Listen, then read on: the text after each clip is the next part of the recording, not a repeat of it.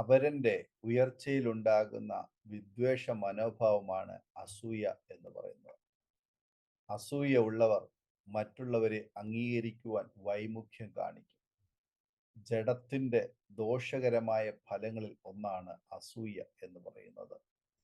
ജഡത്തിന്റെ പ്രവൃത്തികളോ ദുർനടപ്പ്, അശുദ്ധി, ദുഷ്കാമം, വിഗ്രഹാരാധന, ആഭിചാരം, പക, പിണക്കം, ജാരശങ്ക, ക്രോധം, ശാഠ്യം, ദ്വന്ദ്വപക്ഷം, ഭിന്നത, അസൂയ, മദ്യപാനം, വെറിക്കൂത്ത് മുതലായവ എന്ന് വെളിവാകുന്നു.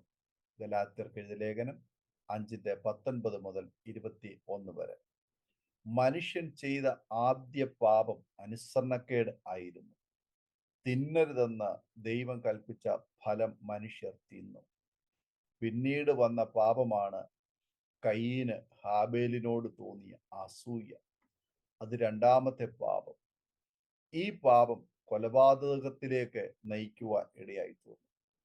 അസൂയയുള്ള മനസ്സ് പുകയുന്ന അടുപ്പ് പോലെയാണ്. അസൂയുള്ളവർ അവരനെ തകർക്കുവാൻ മന്ത്രവാദത്തിൻ്റെയും ക്ഷുദ്രപ്രയോഗത്തിൻ്റെയും ശത്രുസംഹാരത്തിൻ്റെയും പുറകെ പോകുന്നു. മറ്റുള്ളവരുടെ അനുഗ്രഹങ്ങളിൽ നമുക്ക് ദൈവത്തെ സ്തുതിക്കുവാൻ കഴിയണം. മറ്റുള്ളവരെ അഭിനന്ദിക്കാനുള്ള മടി, അംഗീകരിക്കുവാനുള്ള വൈമുഖ്യം, ഇവ അസൂയയിൽ നിന്നും ഉടലെടുക്കുന്നതാണ്. ദൈവത്തെ ആരാധിക്കുകയും ശുശ്രൂഷിക്കുകയും ചെയ്തതിൻ്റെ ഫലമായി കഷ്ടമനുഭവിച്ച ഒരുപാട് പേരെ വേദപുസ്തകത്തിൽ കാണാം. എന്നാൽ അങ്ങനെയുള്ളവരെ ദൈവം സംരക്ഷിക്കുന്നു.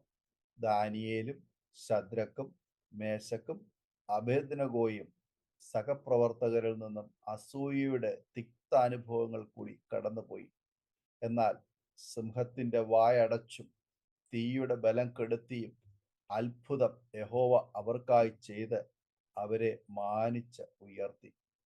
ഗോലിയാത്തിനെ കൊന്ന് ജയാളിയായി വന്ന ദാവീദിനെ അഭിനന്ദിച്ച് ഇസ്രായേലിയ കന്യകമാർ ഇങ്ങനെ പാടി: ശൗൽ 1000 കൊന്നു, ദാവീദോ 10,000 കൊന്നു.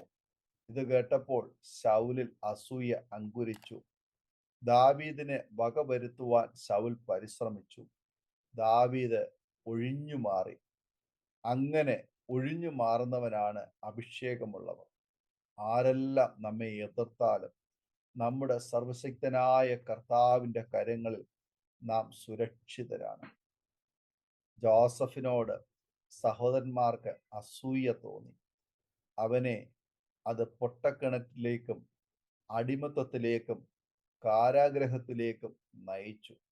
എന്നാൽ സർവശക്തന്റെ കരം അവനെ ഉന്നത പദവിയിലേക്ക് നയിച്ചു. അസൂയയും അത്യാഗ്രഹവും അഹങ്കാരവും വലിയ ദൈവിക ശിക്ഷകൾ വിളിച്ചു വരുത്തും. മോശയുടെ മഹത്തായ ശുശ്രൂഷയോട് സ്വന്തം സഹോദരങ്ങളായ അഹരോനും മിരിയാമും അസൂയപ്പെട്ടു. എന്നാൽ പാപം ഏറ്റുപറയുകയും മിരിയാമിന് വേണ്ടി ഇടിവിൽ നിൽക്കുകയും ചെയ്തപ്പോൾ അഹരോന് ശിക്ഷ ഒഴിവാക്കി കിട്ടി. മിരിയാമിന് 7 ദിവസം കുഷ്ഠരോഗിയായി പാളയത്തിന് പുറത്ത് പാർക്കേണ്ടി വന്നു. മറ്റുള്ളവരോട് അസൂയപ്പെട്ട് സംസാരിക്കുമ്പോൾ നാം ദൈവിക ശിക്ഷ വിളിച്ചു വരുത്തുകയാണ് ചെയ്യുന്നത്. കോരഹ്, ദാഥാൻ, അബീരാം എന്നിവർ ബഹളമുണ്ടാക്കിയതിൻ്റെ പിന്നിലും അസൂയായിരുന്നു കാരണം. ഭൂമി വായ് തുറന്നു അവരെയും അവരുടെ കുടുംബങ്ങളെയും കോരഹിനോട് ചേർന്നിട്ടുള്ള എല്ലാവരെയും അവരുടെ സർവസമ്പത്തിനെയും വിഴുങ്ങിക്കളഞ്ഞു. സംഖ്യാപുസ്തകം 16:32. ജീവിതത്തിൽ അസൂയയെ പിഴുതു മാറ്റാം. യേശുവിൻ്റെ സ്നേഹവും താഴ്മയും ത്യാഗവും നമ്മുടെ ജീവിതത്തിൽ മാതൃകയാക്കി സ്വർഗത്തിന് അവകാശികളായി മാറാം. ഈ വചനങ്ങളാൽ ദൈവം നമ്മെ അനുഗ്രഹിക്കുമാറാകട്ടെ. ആമേൻ. ഓർമ്മയുടെ മനോരഥത്തിൽ മായാത്ത ഓർമ്മയ്ക്കായി അരോമ മാട്രിമോണിയിൽ നിന്നും ജീവിത പങ്കാളിയെ കണ്ടെത്തൂ. നിങ്ങൾ ഒരു ക്രിസ്തീയ ജീവിത പങ്കാളിയെ അന്വേഷിക്കുകയാണോ? അതോ മക്കൾക്ക് അനുയോജ്യമായ ഒരു തക്ക തുണയ്ക്കു വേണ്ടി പ്രാർത്ഥിക്കുന്ന വ്യക്തിയാണോ? എങ്കിൽ അരോമ മാട്രിമോണി നിങ്ങൾക്ക് വേണ്ടിയാണ്. ഇന്നു തന്നെ സൗജന്യമായി രജിസ്റ്റർ ചെയ്യൂ.